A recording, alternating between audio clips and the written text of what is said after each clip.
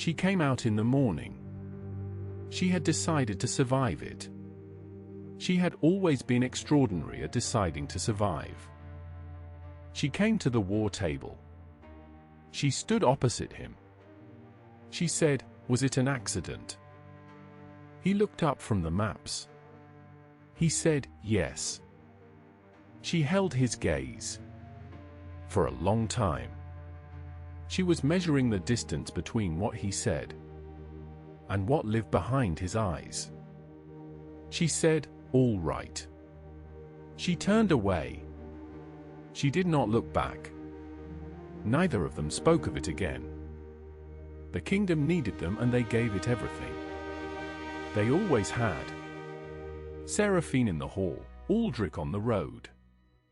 Grief does not stop governance. There is a kind of silence that has no sound. They moved through it every night. They slept in the same bed and were very far apart. Cale was 9 and he noticed. He saw his parents had stopped touching each other. He did not ask. He was his father's son. Lyra did not notice. She was 5. She had wildflowers and the grey cat and the garden. The distance between her parents was not something she had any capacity for. He burned the letter on a Tuesday evening, alone. He fed it to the fire and watched it go. It took 11 seconds. The fire took it completely. Nothing remained.